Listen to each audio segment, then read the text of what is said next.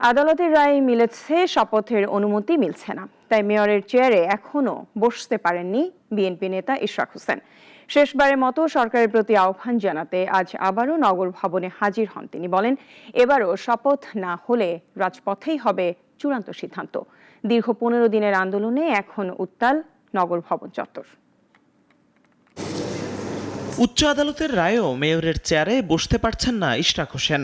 আর তাই বৃষ্টি ভেজা দুপুরে নগর ভবনে দাঁড়িয়ে সরকারের উদ্দেশ্যে শেষবারের মতো আহ্বান জানালেন তিনি।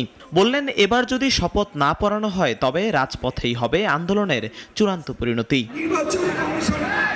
ঢাকা দক্ষিণ সিটি কর্পোরেশনের নগর ভবনের সামনে আজও জমায়েত তার স্লোগান। বিএনপি নেতা ইশরাক হোসেনকে মেয়র পদে শপথ পড়ানোর দাবি তাদের। আন্দোলন চলাকালীন বিকেলে নগর ভবনে পৌঁছান ইশরাক হোসেন। লাল গালিচা, লাল গোলাপ আর স্লোগানে তার আগমন প্রাণ ফিরিয়ে দেয় আন্দোলনকারীদের। আন্দোলন চলতেছে, চলবে, এবং যত পর্যন্ত ইশরাক সাহেবের শপথ না নিবে তত পর্যন্ত আন্দোলন চলেই থাকবে। সরকারের উদ্দেশ্যে শেষবারের মতো আহ্বান জানান তিনি। বললেন, আদালতের রায় মেনে অবিলম্বে আয়োজন করতে হবে শপথের।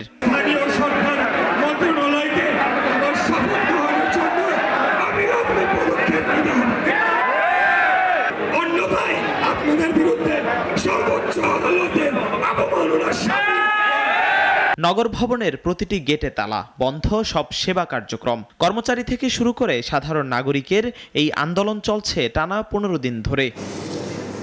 জিহাদুল ইসলাম, নাগরিক, ঢাকা। ওয়ালটন আবারও মিলিনিয়ার অফারে ওয়ালটন ফ্রিজ কিনে আপনিও হয়ে যেতে পারেন মিলিয়নিয়ার।